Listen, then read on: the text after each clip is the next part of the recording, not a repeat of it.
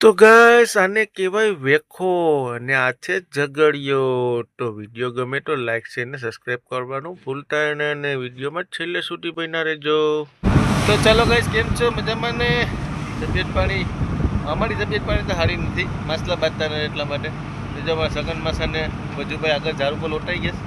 અમારા પકાતભાઈ આ બાજુ છે ને નવા બ્લોકમાં તમારું સ્વાગત છે.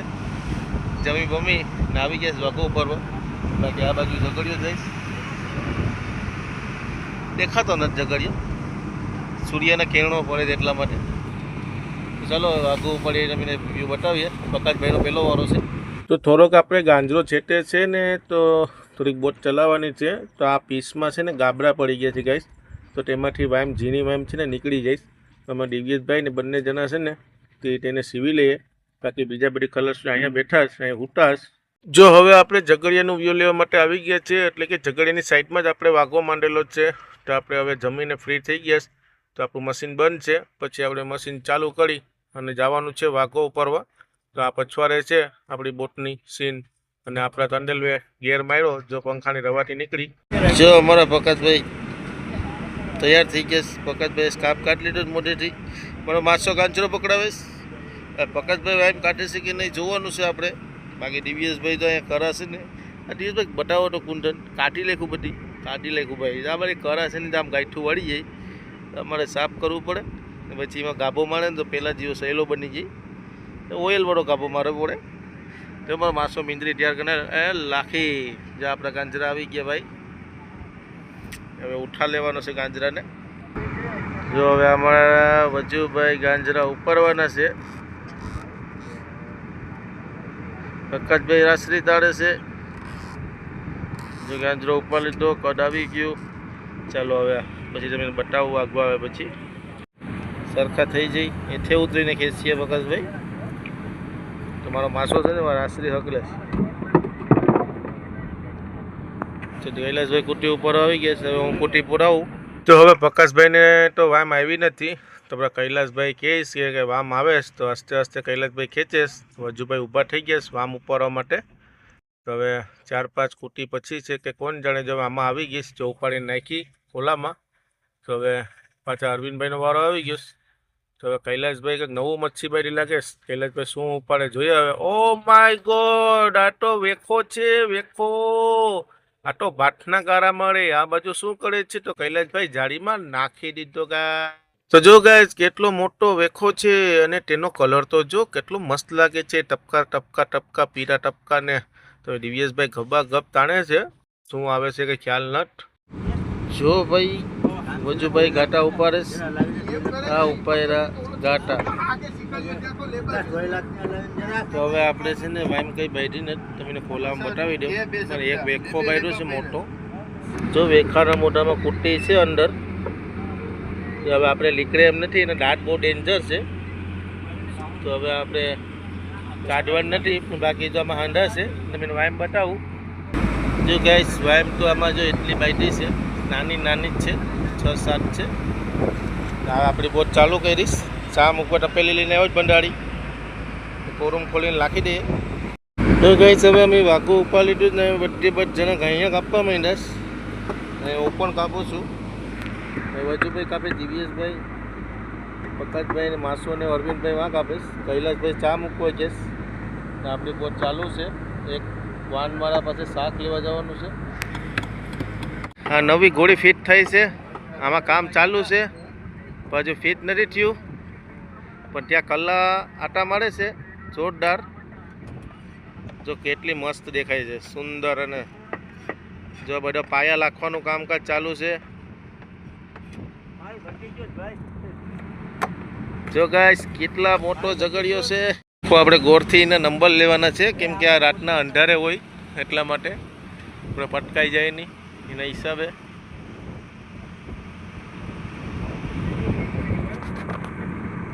જો કલ્લા કેટલા પક્ષી એના પર ઉડે છે. ડીઝલના મશીનનું છે કે કંઈ ખ્યાલ નથી. હવે તેમાં ચરવું પડે આપણે. બાકી જો એમાં ફૂટ પણ લખેલ છે, કેટલા ફૂટ છે એટલા લખેલા છે. આપણે નંબર લઈ લીધા ગાઈસ. આપણે ટંડેલભાઈ કેબિનમાં નંબર લઈને જાય છે. હાલો હવે આપણે કપાઈ ગયા ગાય અહીંયા બધી મૂકી દઈએ કોરૂમમાં ને ચા પીવા જવાનું છે ભાઈઓ. હાલો બાવો ચાલો ગાઈસ ચા પીવા. તો ગાઈસ દરિયામાં પણ હેલિકોપ્ટર આવે છે ઝઘડિયા પાસે, એટલે કે માણસો ઉતારવા ચરાવવા માટે. તો આપણે હેલિકોપ્ટરનું પણ વ્યૂ લઈ લીધું છે. તો હેલિકોપ્ટર આપણા મોરામાંથી ઝઘડિયા બાજુ જાય છે અને આપણે હવે લાલાભાઈનું બોયું પકડાવી લીધું છે. આ ઢોરવાળાનું છે. જો પહેલું છે ને લાલાભાઈનું વાન છે, ધનપ્રસાદ નામ છે ને આપણે તેની પાસે શાક લેવા આવ્યા છે. તો અત્યારે તો તે લોકો સૂતા છે એટલે હવે આપણે પછી ઉઠીએ પછી જશું. તો આકોર આપણે બધી બોયા એ લોકોને પાણીના પ્રમાણે સૂઈ જવાનું હોય ને ઉઠવાનું હોય ને દોર બાંધીને સૂતા છે. ને જો આ બાજુ આપણે પ્રકાશભાઈ ચાકુ ઘસે છે, સગનમાં સાથેથી કરા ખાડે છે અને બીજા ખલાસીઓ પછવાડે સૂતા છે. તો જો મસ્ત શાંત વાતાવરણ છે ગાઈસ.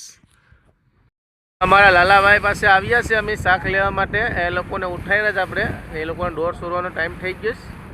લાલાભાઈને પછી વ્યવસ્થિત બતાવું તમને. એટલે આપણે શાક લાલોભાઈ હું આપે ને એ લઈ લઈએ પહેલાં શાક. ઘણું બધું શાક આપવાનું છે લાલોભાઈ. તો હવે આપણે લાલાભાઈની બાજુમાં બોટ બાંધી દીધી છે, છેરો આપી દીધો છે જો, ને બોટ બહુ વલે છે. તો આપણા બધા લોકો ડફળા સાઈડમાં આવે ને તે રાખી દીધા છે. અને જો આ લાલાભાઈ છે તેને દોઢિયો કહેવાય, ટંડેલ છે તે ના બધા ખલાસીઓ છે અને એ લોકો હવે દોર સોરવાની તૈયારી છે. આપણને શાક આપીને શાક લઈ લીધું ભાઈ લાલાભાઈ પાસેથી. જો આપણને શાક આપેલું છે ધુમા, ટાઈની, મેનલી, ટાઈની, સુકેલી, આ બધું આપ્યું છે. હવે કોરમમાં મૂકી દઈએ આપણે. તો વાઘુ માંડવાની તૈયારી કરીએ. શાક તો લઈ લીધું વાનવાળા પાસેથી. પાછું લેવા જવાનું છે, બુમલા લેવા જવાના છે. તો આપણા ગાંયા છે, દિવ્યેશભાઈ ગાંયા પુરાવે છે. સગનમાં શું બધી તૈયાર કરે છે. પ્રકાશભાઈ અહીંયા બેઠા છે. પ્રકાશભાઈ પછી કામ કરશે વાઘુ માંડવાની ટેમે. આપણા વાઘુ ભજ્જુભાઈને જે આવ્યા ને પછવાડાથી. હવે આપણે માંડવા આવી ગયા. જો અરવિંદભાઈ આપણો ગાંજરો લાખે ગયો ગાંજરો. સગન માસાએ કદ લખ્યું અને આપણે કૈલાસભાઈ જો જે આવે જે આવી ગયા કૈલાસભાઈ. ચલો હવે આપણે માંડી દઈએ. બાકી તો જય માતાજી, જય મહાદેવ. આપણું વાઘું મંડાઈ ગયું ભાઈ. મારો માસો લાખે કાંટા દાટીને જય ઊંસા કોતરાવાળી સામુંડા. પ્રકાશભાઈ ગાંજરો પકડ્યો છે. પ્રકાશભાઈ ગાંજરો લાખે છે. હવે ગાંજરો લાખ્યો. જય માતાજી. અહીં પાણી મારવાનું છે અને આ બધું લાખવા જવાનું છે કોરમમાં. ને ઓલું શાક લાખ્યું છે ને એમાં બરફ પણ મારવાનો છે ગાઈસ. જો ગાઈસ આપણે બરફ કાપીએ છીએ આવી રીતે ભૂકો કરવાનો હોય ખાંગડામાંથી. જો આપણે અહીં વેખું પડ્યું એમાં બરફ નાખવાનો છે. આ સાંડા છે ને આપણે લાલાભાઈએ મને શાક આપ્યું છે ઝીંગાને, તેમાં બરફ નાખી દઈએ. દિવસ આઠમી ગયો છે અને આપણી બોટ ચાલુ છે વાઘો ઉપાડવા માટે. તો દિવસ આઠમે એટલે અગરબત્તી કરી આવું. મારા ખલાસીઓ બધી અગરાઈ છે. જો મારો માસો પાટલું પહેરીને તૈયાર છે. તો આપણે ગાંજરો પકડાવવાનો છે. એમાં દિવ્યેશભાઈ અહીંયા છે, ટોપી બોપી પહેરી લઈ દિવ્યેશભાઈ. હવે આજે વામ બાટે તો કંઈ ખ્યાલ નથી. બાકી તો જો ચારી બાજુ ઝઘડિયા જ છે, આ બાજુ પણ ઘોડી છે. તો હવે આપણે સાંજ પડી ગઈ. તો હવે આપણે વાઘો ઉપાડે મારા માસા. હવે 100 કુટી તો ઉપડી ગઈ ને 200 મી ચાલુ કરી જ આપણે, પણ કંઈ વામ બાંધી નથી ભાઈઓ. એ જો ગાય કાકડું બાંધ્યું અમીને મોટું બધી. ખાલ ને લીકડી ભાઈ. એમ જવા દે પકડમાં એટલે કાંટો લાગી ગયા. ખરી ગયું છે પણ કાંટો લાગે પૂણા પકડ લાગે હમણાં. ખબર તો છે કે કાંટો લાગે. જો હવે અમારો અરવિંદભાઈ છેલ્લો હકલો ટણેશ અમારે ઉપડી ગયું છે. હવે જ્યાં બેસન ભરાઈ ગયું અને અહીંયા કુટી પોરાવું છું. પ્રકાશભાઈ છે આપે છે. અહીંયા મારે પોરાવી પડે આવી રીતે તો સેફ રહી.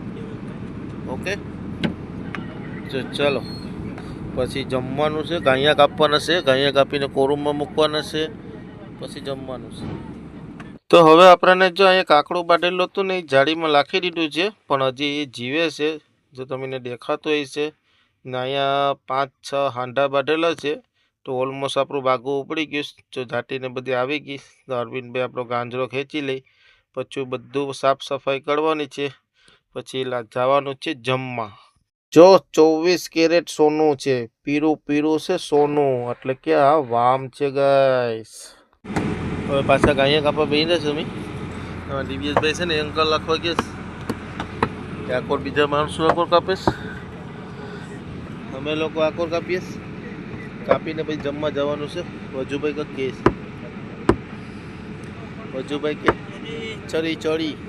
તો ભાઈ આપણે આજે ગુરુવાર છે તો ભૂંગળા તળેલા છે ને મરચા ચણાના લોટમાં ભરેલા છે ને ભીંડા છે અને રોટલી છે. તો ચાલો બધા ભાઈઓ જમવા આવી જજો. બાકી તો હવે આપણે અહીંથી વિડીયોનું એન્ડિંગ કરવાનું છે, રાત પડી ગઈ છે, જમીને સૂઈ જવાનું છે. તો હવે આપણે વિડીયોનું એન્ડિંગ કરવાનું છે ને હવે ગુડ નાઇટ, સૂઈ જાય. બાકી વિડીયો ગમે તો લાઇક શેર ને સબસ્ક્રાઈબ કરવાનું ભૂલતા નહીં. આ નાના યુટ્યુબરને તમે એક સપોર્ટથી આગળ વધારી શકો છો. તો ચાલો નવા બ્લોગમાં મળીએ.